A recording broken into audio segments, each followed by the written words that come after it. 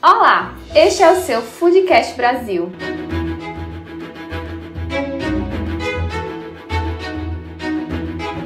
Olá, amantes da ciência e tecnologia de alimentos. Esse podcast é apresentado por mim, Fábio Silva, E por mim, Iris Braz. Neste primeiro episódio, precisamos fazer a nossa apresentação formal. Bem, então eu vou começar. Meu nome é Fábio, eu sou formado em Engenharia de Alimentos pela Universidade Federal da Paraíba, turma de 2005. Tenho mestrado em Tecnologia Agroalimentar e doutorado em Ciência e Tecnologia de Alimentos também pela UFPB. Lembrando que o mestrado eu fiz no campus 3, Bananeiras, e o doutorado eu fiz no campus 1, em João Pessoa. Eu atualmente sou docente do Departamento de Engenharia de Alimentos de João Pessoa, do curso de Engenharia de Alimentos, e faço parte como membro permanente dos programas de pós-graduação em Tecnologia Agroalimentar e Ciência e Tecnologia de Alimentos. E minha principal área de pesquisa atualmente é em Ciência e Tecnologia de Carnes e Derivados, com um desviozinho, às vezes, de vez em quando, para a área de pescado. E você, Iris? Bem, Fábio, eu vou pegar carona um pouco na tua apresentação. Eu sou Iris, eu também sou engenheira de alimentos formada pela Universidade Federal da Paraíba, na turma de 2005, estudamos juntos, né? Isso aí. E no meu mestrado também estudamos juntos, né? No mestrado de Tecnologia Agroalimentar, no campus 3, em Bananeiras. Fizemos o mesmo doutorado em Ciência e Tecnologia de Alimentos, porém em tempos diferentes. Atualmente eu sou professora do Departamento de Gestão e Tecnologia Agroindustrial do campus 3, em Bananeiras, na Universidade Federal da Paraíba. E minha área de pesquisa se assemelha muito à do professor Fábio, onde eu trabalho na parte de Ciência e Tecnologia de Carnes e Pescados. E atualmente a principal ênfase é aproveitamento de resíduos para a funcionalidade das proteínas. E a gente trabalha muito junto. Muito. Né? Muitas parcerias. Isso aí. E o tema de hoje, né, falando em parcerias, em estudos, é a alimentação do futuro. Vamos contextualizar um pouco esse tema?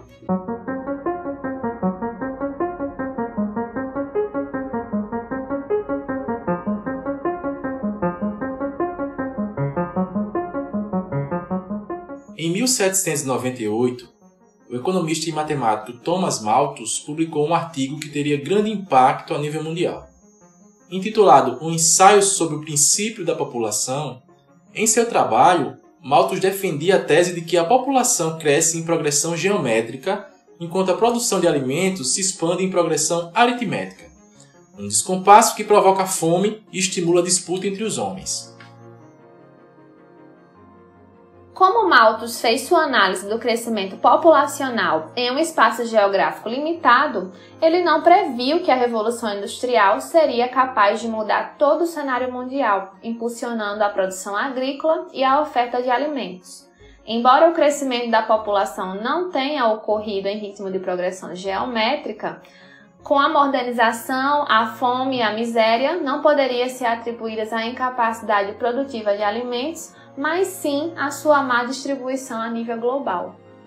Segundo dados da ONU, em um estudo preliminar em 2019, dos alimentos produzidos anualmente para o consumo humano, cerca de 1,3 bilhão de toneladas, entre 25% e 30%, são perdidos ou desperdiçados a cada ano. Um número que aumentou 40% desde 1970 e representa 200 calorias por dia por indivíduo. A população mundial atual é de 7,8 bilhões de habitantes. Em boa parte dos países em desenvolvimento, a agricultura continua sendo uma das atividades econômicas mais importantes, compreendendo até 30% do produto interno bruto, que a gente chama de PIB. Entretanto, ao comparar o volume de produção quanto à área usada pela agricultura, em países mais pobres, a área cultivada por pessoa chega a ser menos da metade do que em países mais ricos. Quanto à pecuária, a Organização das Nações Unidas para a Agricultura e Alimentação, a FAO, prevê até 2050 o aumento da quantidade de terras usadas para a ordem de 70%, passando de 34 para 57,8 milhões de quilômetros quadrados. Desta forma, os cientistas da área consideram impossível a disponibilidade de proteína animal para todos os habitantes, o que pode ser no futuro um item de luxo. Um outro fator preocupante é a fome. Em 2019, 135 milhões de pessoas foram consideradas em situação de fome aguda. Os 10 países mais atingidos pela fome em 2019 responderam por 65% dos casos, ou seja, 87,8 milhões de pessoas em situação de fome estão concentradas em apenas 10 países. A FAO estima que o número de pessoas em situação grave de fome no mundo possa dobrar para cerca de 265 milhões de pessoas até o final de 2020. Este estudo foi divulgado no último mês de março e ainda não contempla a pandemia que estamos passando por causa da Covid-19, que provavelmente vai agravar este quadro em proporções que ainda não conseguimos mensurar. E, diante de tantas dificuldades que vamos enfrentar nos próximos dias, meses, anos e décadas, como você acha que será a nossa alimentação do futuro? A gente vai discutir os próximos rumos desses temas, sempre relacionando uma pergunta de nossos seguidores quando houver relação. Além disso, fatalmente iremos pender a discussão um pouco mais para o lado das proteínas de origem animal, sobretudo da carne e derivados, por ser nossa temática principal de estudo. Começando a nossa discussão de hoje, considerando todo o contexto de desigualdade social e o que determina a escolha dos alimentos pelo consumidor atual, Fábio, quais seriam os principais fatores que poderiam destacar como desafios para a produção futura desses alimentos? Bem, eles têm alguns fatores que alguns pesquisadores têm destacado, né, que são essenciais e cruciais e direcionadores para o futuro da produção de alimentos. O primeiro deles é a superpopulação. A gente sabe que a estimativa é que daqui a 30 anos a gente tem uma população de aproximadamente 10 bilhões de pessoas. E o sistema de produção alimentícia hoje ele não será capaz, se ele continuar da mesma forma, ele não vai ser capaz de suprir a necessidade. A gente sabe que a produção de alimentos, se ela fosse bem distribuída, a gente teria menos problemas, mas a realidade é de que no nosso sistema atual, com o gasto de recurso atual e os sistemas convencionais, né, de produção de alimentos, se a gente chegar a 2050 com esse mesmo tipo de sistema de produção, fatalmente a gente não vai conseguir suprir a demanda por alimentos para essa população. Outro fator que vai influenciar bastante é a urbanização, né? A urbanização dos grandes centros, né? Com a superpopulação vai vir a criação dos grandes centros urbanos e vai haver necessidade de modificar os sistemas de alimentação com alimentos mais práticos, né? Alimentos mais convencionais, melhorando os sistemas de entrega e de produção de alimentos e, consequentemente, aumentando-se aí a alimentação fora de casa e a alimentação de produtos que sejam mais fáceis de preparar e de se obter.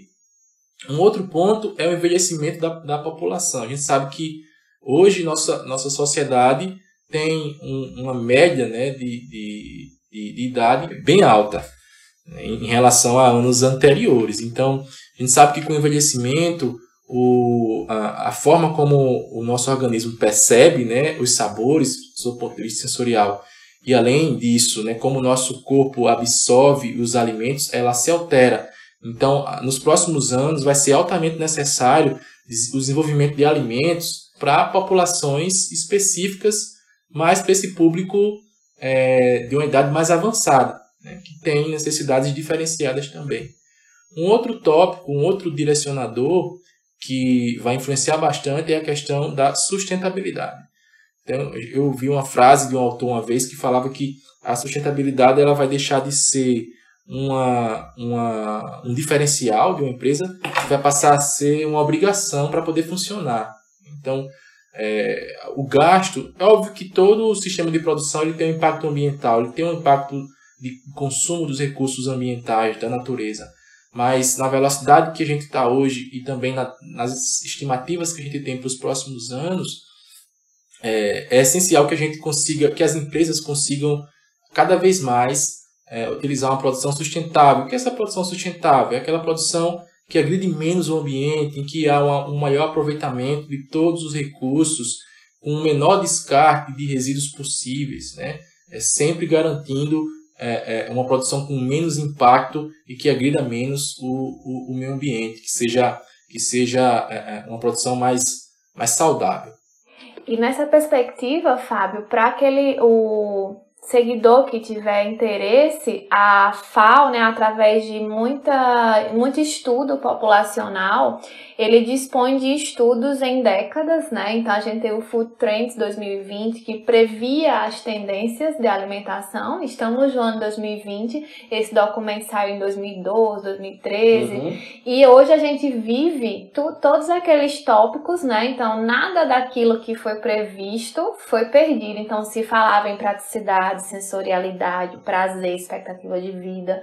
E para quem tem interesse em pesquisar, a FAO também já está construindo seu documento para a próxima década, né? Então, se você pesquisar sobre alimentação do futuro, você já vai encontrar muita coisa que a FAO está juntando de todo esse estudo para que saiam as novas tendências de alimentação para a próxima década. Isso aí.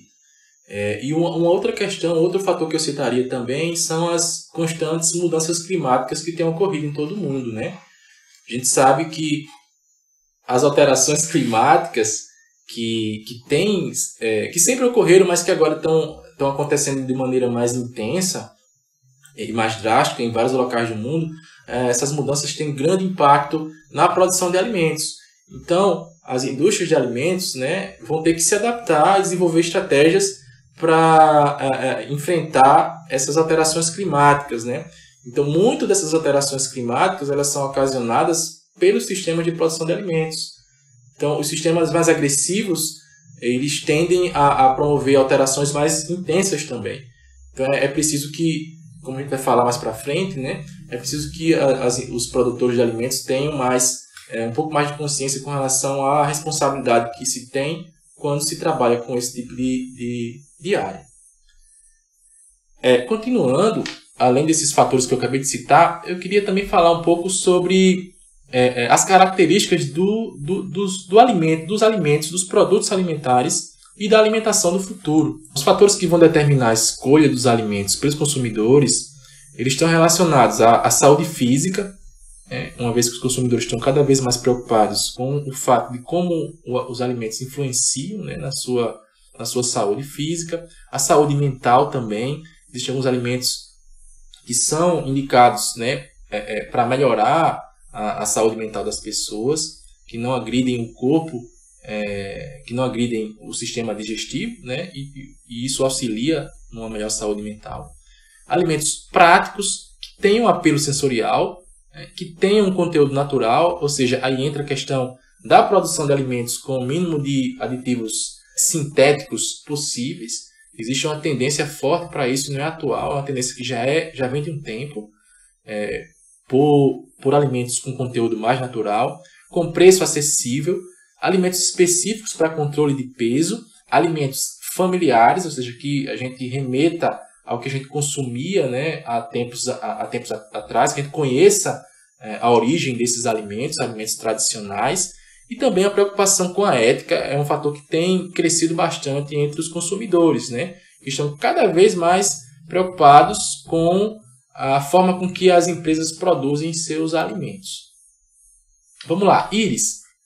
Como os produtores e beneficiadores de alimentos podem atenuar esse descompasso entre as exigências dos consumidores atuais e os desafios de combate à fome?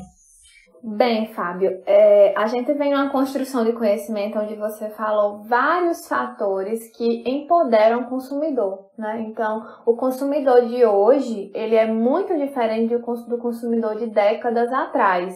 Então, a gente tinha o consumidor que ele aceitava o que a indústria estava ofertando. Hoje, a indústria vive da demanda do consumidor. E por que é importante falar sobre isso?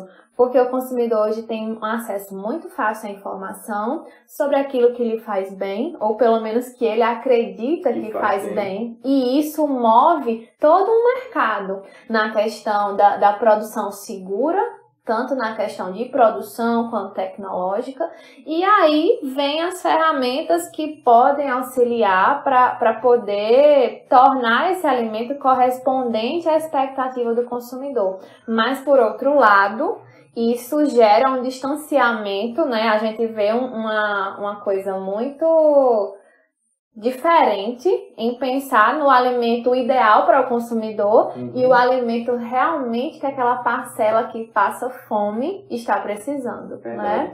Então, eu estava olhando alguns dados para embasar essa discussão e existe um estudo, né, da OMS em que diz que até 2045 a gente vai ter um salto de 14% para 22% de obesos no mundo. Isso representa uma parcela bem expressiva. Considerável. Com isso, né, então vem a questão da informação e do que o consumidor dita para a indústria poder se adequar a essa tendência. Eu estava olhando também que hoje em dia é muito, a gente, como você falou, né, em alguns casos, sustentabilidade, ela hoje ainda está como opção, mas para muitos lugares hoje já é uma obrigação, né? E com isso a gente precisa aplicar a expertise digital que as indústrias, que os pesquisadores têm, para poder chegar até o alimento perfeito e que satisfaça o consumidor exigente e atenda à necessidade da fome. Então, os consumidores eles precisam saber o que está sendo feito com os resíduos da indústria, se esses resíduos ou se esses subprodutos eles podem ser destinados a outros fins que possam agregar valor, que possa gerar economia, que possa alimentar mais pessoas.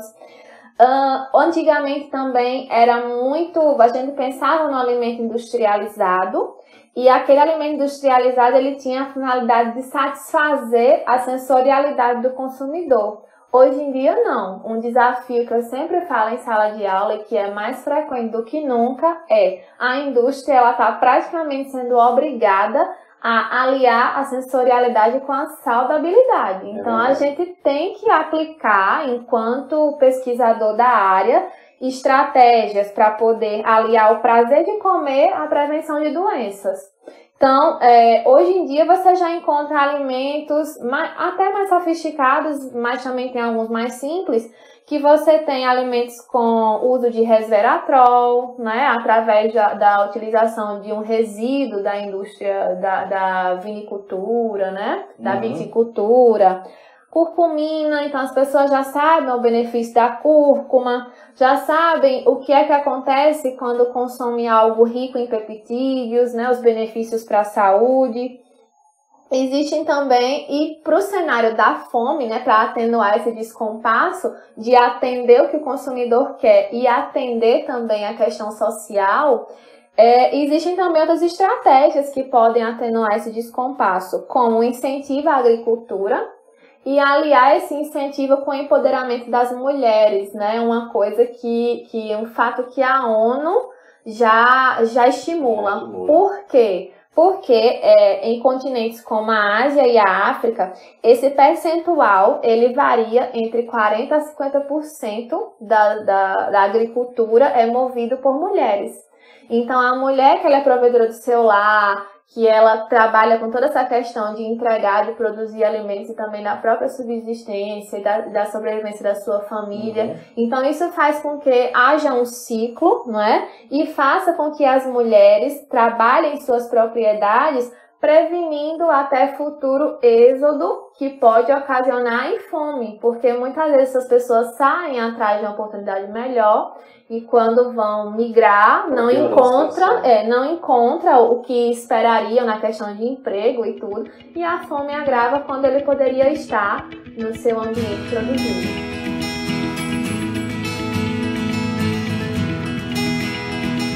Fábio, a gente estava falando toda essa temática que gera destino de resíduos, sustentabilidade, impacto ambiental.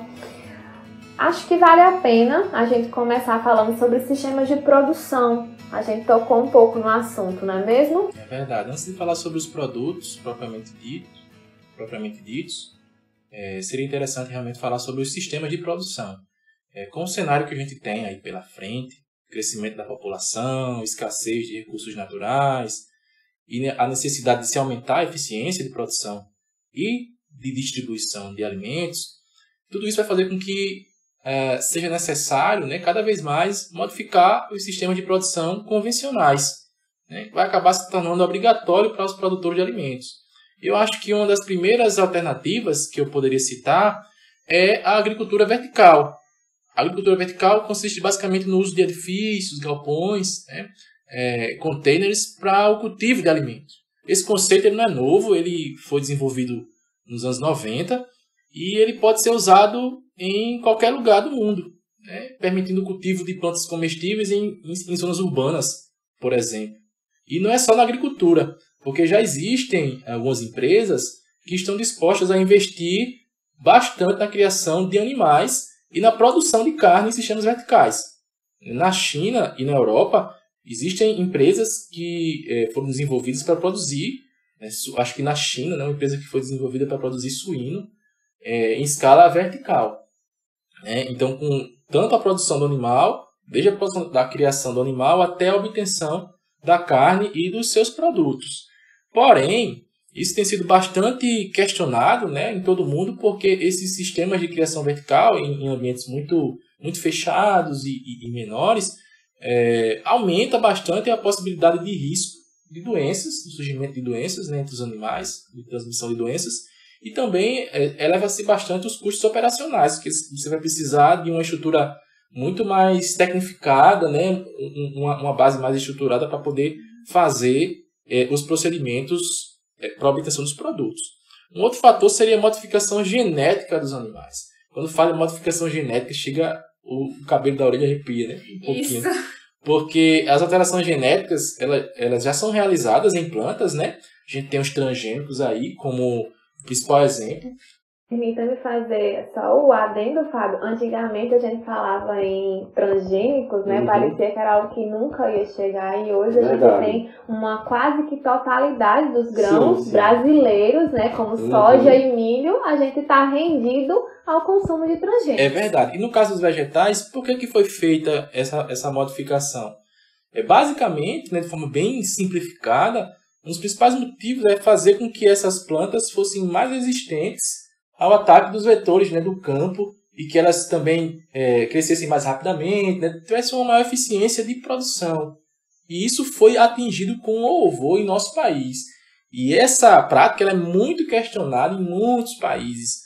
Então, em um período, né, eu tive a oportunidade de participar de uma reunião em que alguns pesquisadores espanhóis eles estavam questionando que não tinham como competir com o Brasil, porque como a gente aqui libera, né, a produção com o uso de transgênicos, dessas plantas modificadas, não tem como um sistema normal, sem o uso dessas plantas, competir, além que a gente tem uma área muito, muito maior, permite-se utilizar, né? Então é bastante difícil competir com outros países nesse sentido, os outros países competir conosco. E muitas vezes vai cair na questão do uso dos defensivos, o que acaba sendo, evita o transgênico, mas usa, né, um defensivo, um produto químico agressivo até para a saúde. Tem muitas discussões com relação aos alimentos transgênicos, né?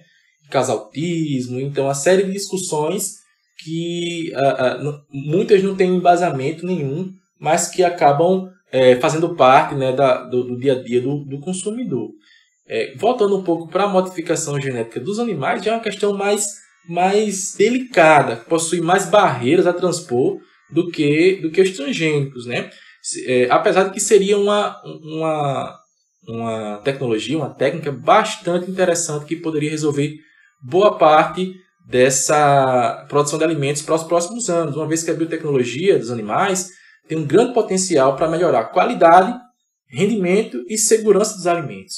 Qualidade, a gente pode fazer alterações, né, genéticas nos animais para fazer com que um animal, por exemplo, tenha uma quantidade de gordura corpórea ou entremeada na carne menor, ou um perfil lipídico mais favorável para a saúde, por exemplo, né, ou uma carne mais suculenta, uma carne mais macia. Então, é possível fazer alterações genéticas nesses animais. Existem várias pesquisas sendo feitas, né? O pessoal, os asiáticos e principalmente os chineses estudam bastante essa temática em suínos, pelo que eu andei observando.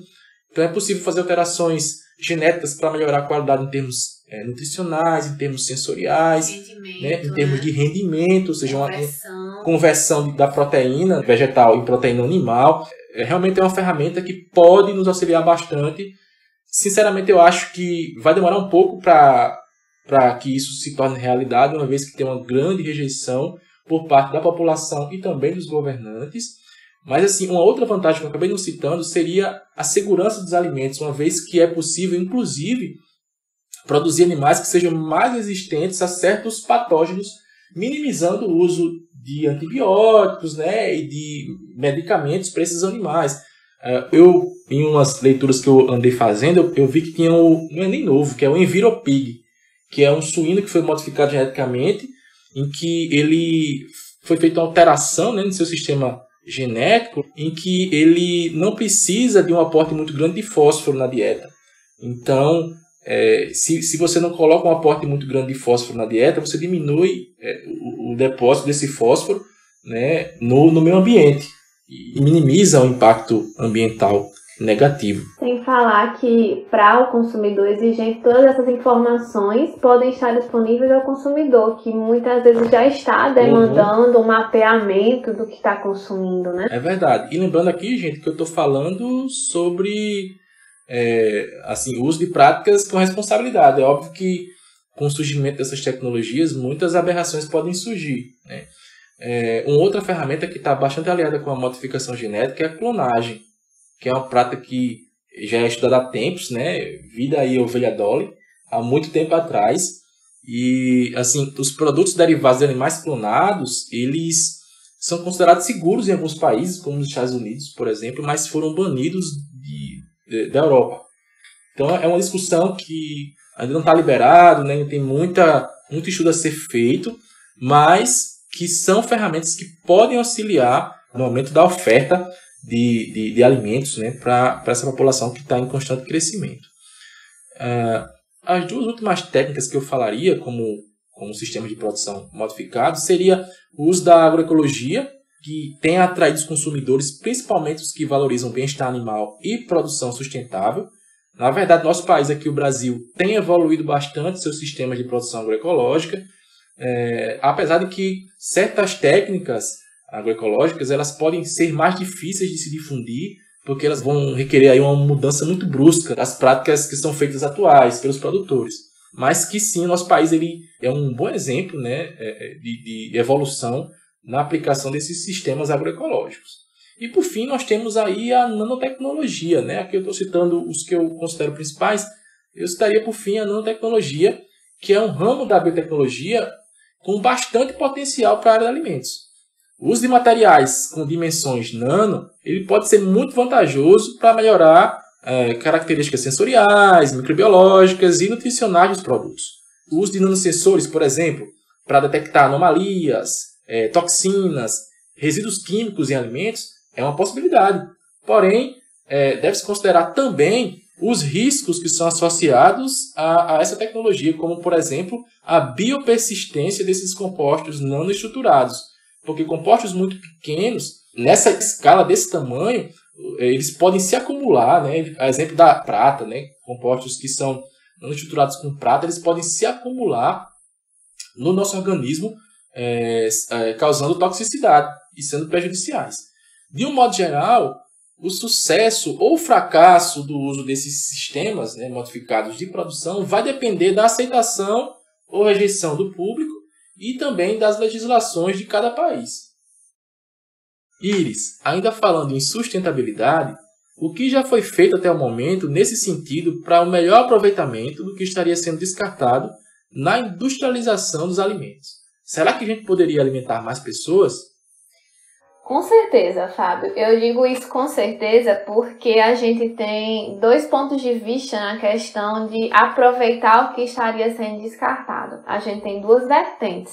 A gente tem a vertente do que é resíduo da indústria e do que é desperdício, né? Onde, infelizmente, o Brasil tem um alto índice de desperdício de alimentos. Então, a gente, em pesquisa, mais ou menos 1/3 dos alimentos produzidos aqui são desperdiçados. Isso é um índice muito alto. Às vezes não chega nem a ser processado, ele já está sendo como desperdício, onde poderia estar alimentando com certeza mais pessoas. E, de um modo geral, quando a gente fala em resíduo no total, a gente tem que praticamente metade desses resíduos são orgânicos. Isso faz com que, né, a gente pense que não é porque é orgânico que eu posso aproveitar de uma forma saudável. Eu posso usar isso no solo e tal. Pelo contrário, né? Tudo que é demais se torna veneno. Então, quando a gente tem um resíduo orgânico, você imagine aí carcaças de pescado, você imagine aí excesso de vegetais, né?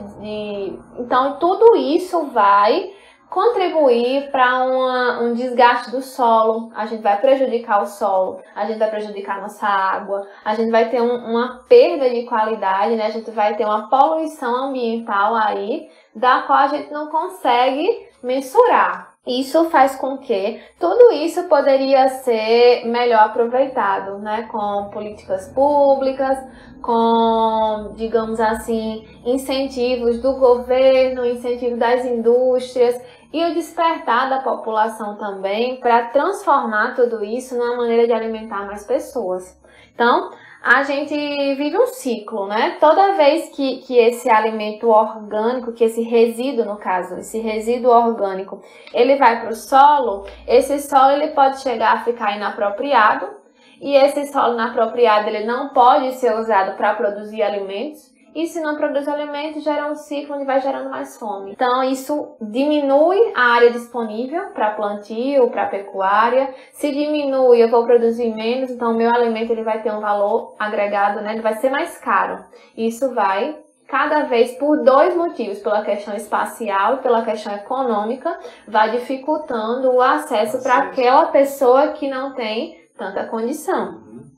Um outro fato, né, em termos de pesquisa, em termos de aproveitamento de resíduos, de subproduto, tem muita coisa que já vem sendo estudada, tanto aqui no Brasil como fora, tanto nos resíduos de origem vegetal, de origem animal, dentre os quais os principais são cascas, são farelos, o soro de leite, que antigamente, há décadas e décadas atrás, não tinha tanta utilização como se tem hoje.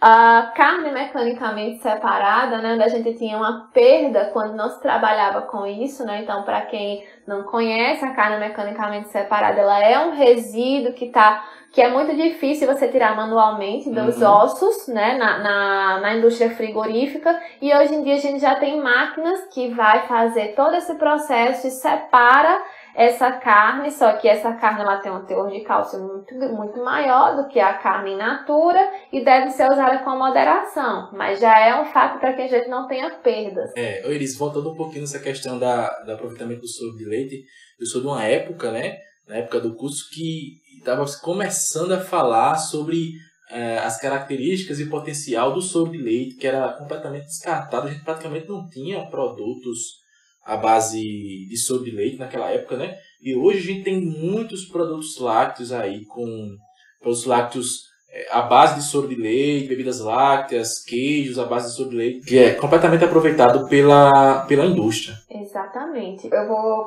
compartilhar desse seu sentimento, né? Então a gente não tinha muito o que fazer.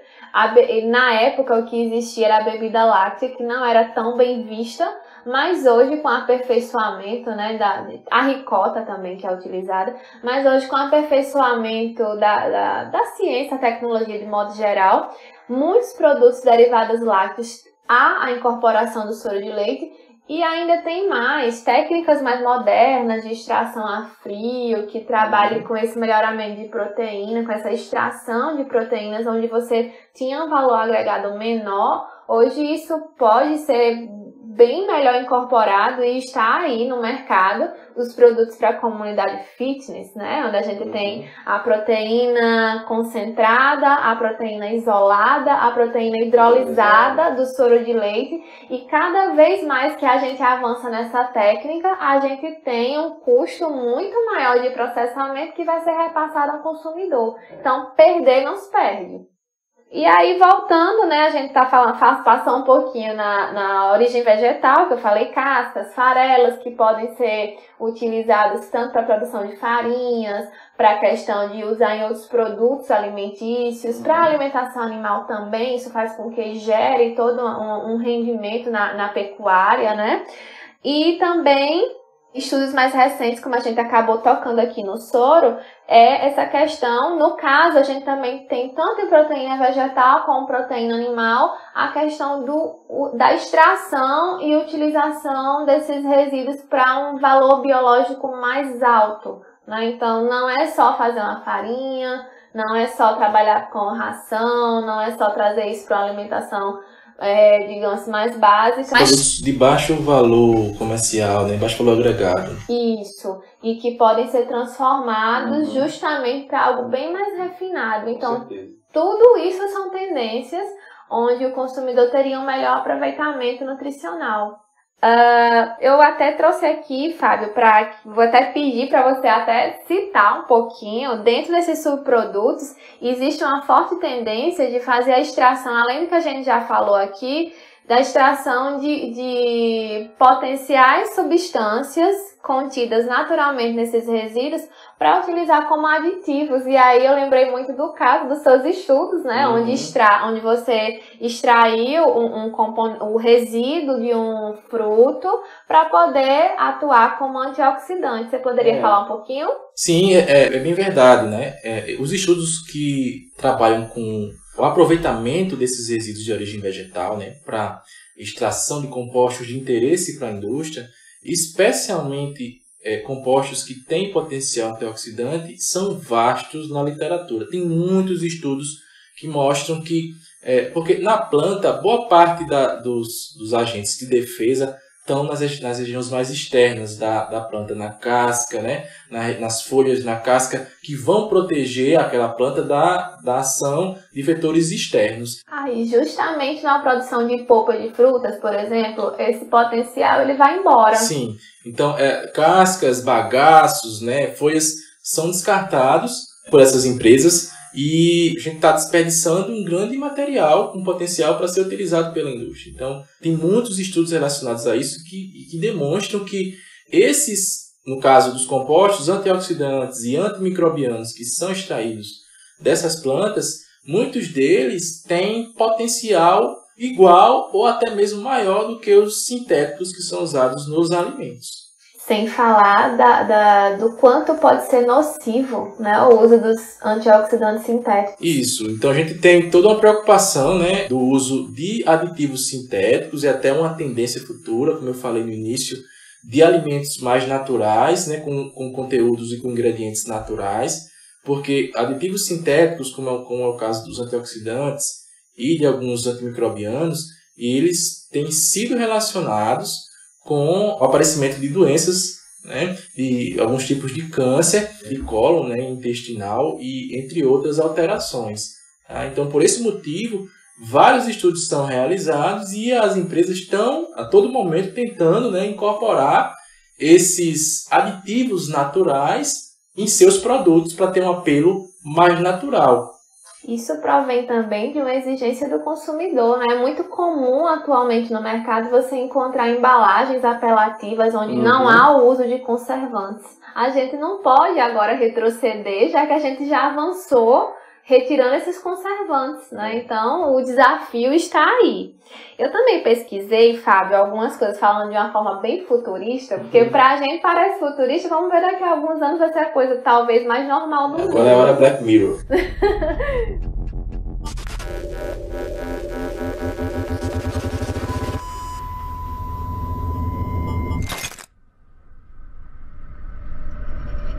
Mas é a questão desses resíduos, como a gente falou aqui, para serem usados, extrair como ingrediente para usar como cápsulas em impressoras 3D. Você já ouviu falar nisso? Já sim. Então eu fiz uma busca, né? Existem algumas impressoras 3D voltadas para alimentos. Tem alguns estudos que tem, dentre os quais os mais importantes, eu vou tentar dizer, viu? Do MIT, né? Que é o Instituto Tecnológico de Massachusetts. Isso aí. É muito correto. Então, essas pesquisas, elas fazem o aproveitamento, muitas vezes, de resíduos para ser trabalhada como ingredientes em cápsulas, como aquelas cápsulas de café, de máquina de café. Então, essas impressoras, né, você compraria essas cápsulas e poderia fazer em casa o alimento da forma que você desejar. Sim, isso é até um ponto bem interessante que a gente discutiu, né, bem antes na montagem do roteiro desse episódio, que é com relação ao uso dessas impressoras, do potencial que a impressão 3D tem para a produção de alimentos no futuro. Então, como você bem falou, já imaginou um dia a gente ter a possibilidade de comprar, como a gente compra, né? Como algumas pessoas têm condições de comprar essas cafeteiras automáticas.